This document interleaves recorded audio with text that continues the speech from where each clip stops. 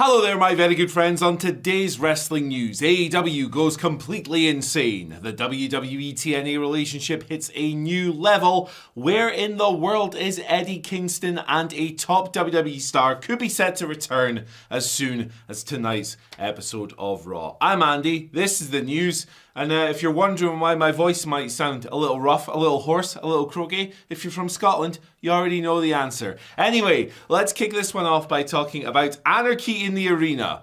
AEW Double or Nothing was last night, and I don't have an abundance of Double or Nothing stories on this video because Simon Miller will be here later on with ups and downs to tell you all about the show and the superlative quality of some of those matches. A very, very well received show from AEW indeed, and one that I think people are going to be enjoying the coverage of for a while, but I'm going to leave the majority of that to Mr. Miller. I'm not even going to spoil the Insanity in the Arena result for you. Insanity in the Arena? Anarchy in the Arena. Sorry, I'm getting confused because this match was completely mental.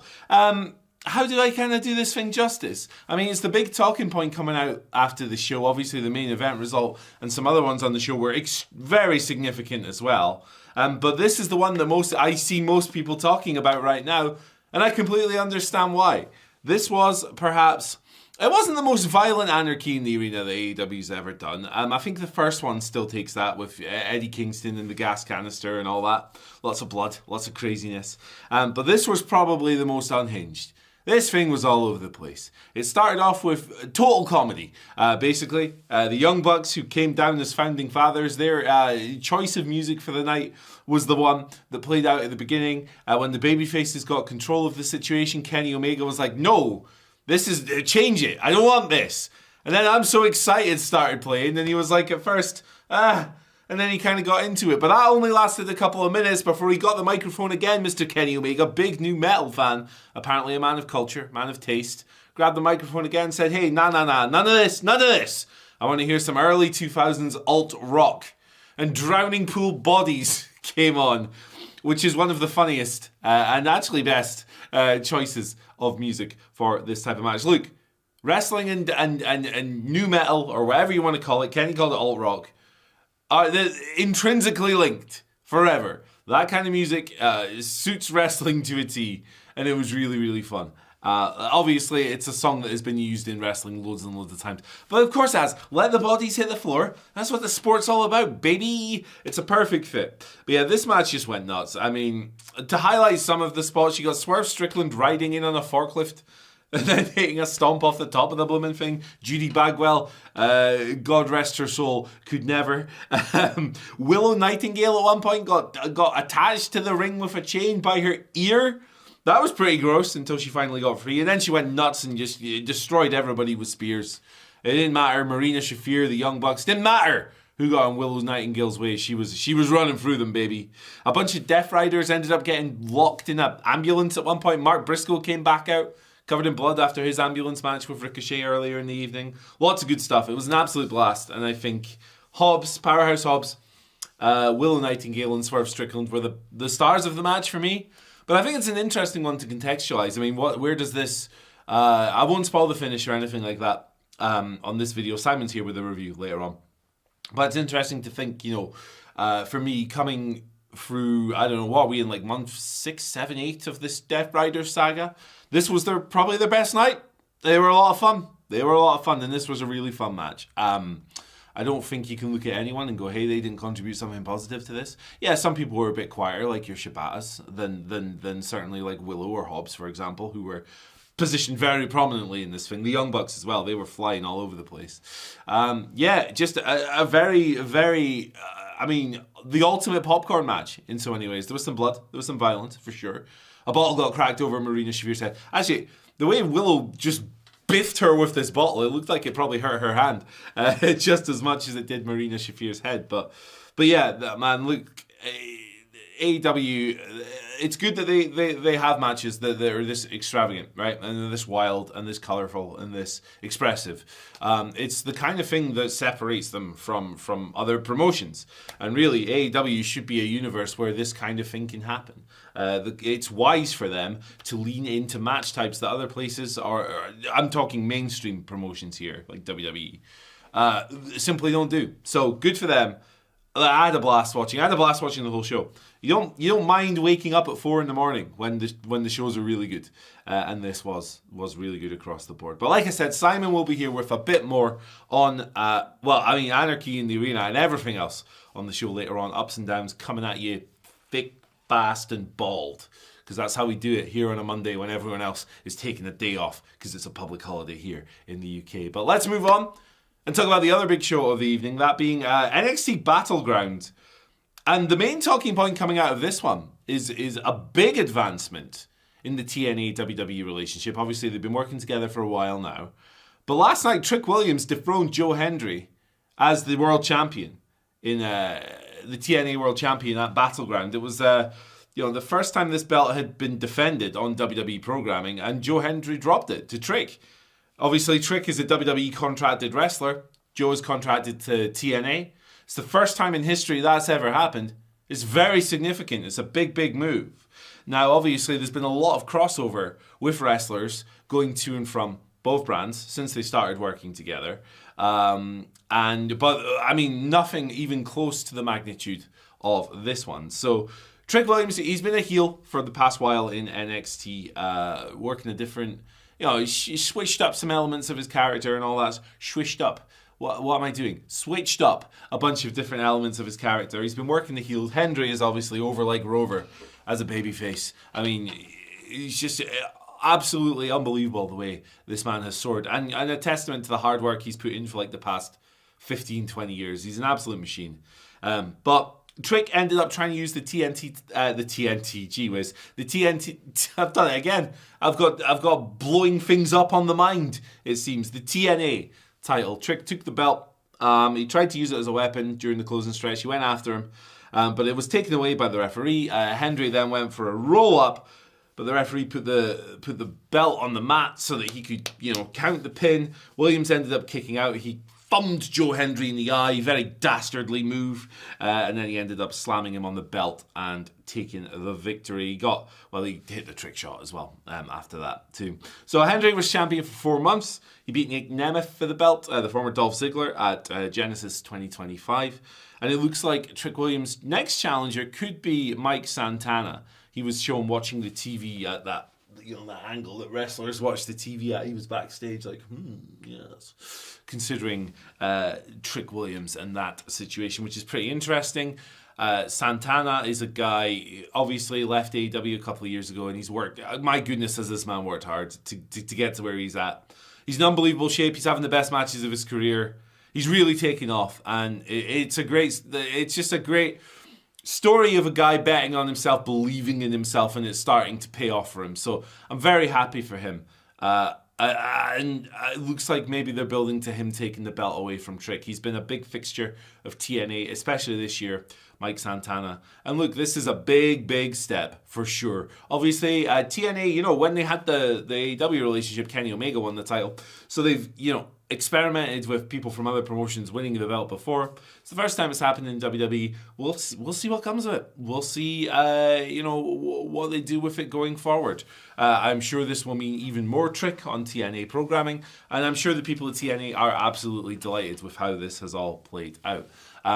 Maybe the Joe Hendry run ended. Full disclosure, I thought Joe was going to go over in this match, but hey, pleasantly surprised that he didn't. I think this is a very, very positive move for both promotions. The match was fun too. You should definitely check it out if you haven't already. I know, look, when we have these weekends and there's 2 shows at once and there's another one the night before, it's tricky. It's hard to keep up. Man. You're looking at what, like 8-9 hours of wrestling over a weekend. Hey, get into it. This is what we live for. This is the kind of weekend you dream of. For me personally, as a wrestling fan, I want everything all at once. Tell me what rocks. I'm going to watch all of it and consume it. I don't know how I'll find the time, but I will find the time. And so will you, my very good friends. So yeah, big, bold step forward. Exciting stuff for everyone involved, especially, I think, Trick. Like, giving him the ability to go over to another show and do some different stuff, I think that's only going to be good for him. And I'm looking forward to Mike Santana. I hope Mike wins that belt eventually. He really deserves it for everything he's built for himself, really. It's one of my favorite things in wrestling right now, is the rise of Mike Santana in TNA and on the indies. Let's talk about Eddie Kingston. Now, okay, a bit of an Anarchy in the Arena spoiler here. I realize I just spoke about, I'm not going to spoil Anarchy in the Arena and then just, talked about the TNA title match. But I thought that was significant enough to warrant a story, that result specifically. Eddie Kingston was not in Anarchy in the Arena. He was a big favorite for a lot of people, myself included. He's my favorite American wrestler. It was a big favorite for a lot of people to return in that match. Maybe Gabe Kidd interference, neutralized by Eddie Kingston return because Gabe injured Eddie in kayfabe, and it was that match, that was Eddie's last match. It didn't happen. Mark Briscoe came out in that match. No word on whether or not that spot was a switch up or anything like that. But if you're wondering where Eddie is, he's still recovering, man. That's the latest on this situation. He suffered a very serious injury where he needed one injury to heal, the leg injury to heal before he could have his knee operated on. That was in summer. There was word last year that he'd be back by May of this year. May is obviously running out of days now. It's June next Saturday, which is this Saturday, which is mad. But yeah, he's still injured. PW Insider had an update from Eddie. They got a direct quote from Eddie. I'm going to read that to you right now. "I'm not there. I have started running in the ring. I am still doing physical therapy and I am mentally better. Yet, again, as people know, it's a struggle, but being able to be in the ring again and work out with a PT and working out with Cesar Bononi is helping my mental health, let alone my body. I can finally feel the ball is moving in the right direction." So while it's obviously sad that Eddie wasn't there and, it would have been an incredible moment, he simply is not ready. And this is a positive update. Some of Eddie's updates that he shared with PW Insider specifically have not had that same kind of optimistic tone because he's been going through it, man. It's really difficult. It's the most serious injury of his career. The mental toll that will take. He had some stomach issues flare up as well. It's just a cavalcade of nonsense piling on top of this man. It's like John Cena burying Wade Barrett under the chairs, except Eddie in this case doesn't have that little platform thing to shield him from the tumbling rubbish coming at him from every single angle. There's only one angle, but it's a bad angle nonetheless. You don't want that stuff falling on you, is what I'm trying to say. So Eddie's not ready. That's the short version of this. And there's no word on when he will be back in AEW either. Look, I love Eddie Kingston. He's one of my favorite wrestlers of all time. I think that his appeal is extremely broad.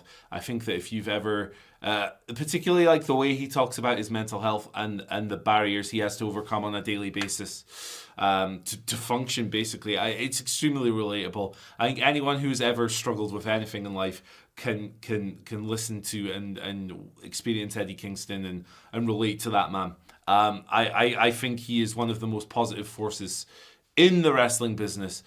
Not just for the quality of work, but for how open he is and for how healthily he talks about the things he goes through and stuff. So get well, Eddie Kingston. I really hope he's back before long, but I would rather him come back fully healthy and ready to beat some ass rather than, rushing anything or anything like that. And I don't think he's going to do that. He's a smart guy. We'll see him. I'm sure we'll see him sooner rather than later. Anarchy in the Arena, it came a little bit too early for him by the sounds of things. Maybe, I don't know, you've got, All In coming up. John Moxley is facing someone else on that show, which was determined at Double or Nothing. Maybe Eddie's an opponent for Moxley after that, regardless of whether or not Moxley retains the title. We'll see. But yeah, get well soon, Eddie, man. We miss you, and I hope you're back. I hope you're back not too long because, yeah, it's been too long. And it's a tough time. Right, let's talk now about Liv Morgan, someone who is coming back real soon. This is a report from Fightful, noting that Liv Morgan is set to be factored in to WWE Creative imminently.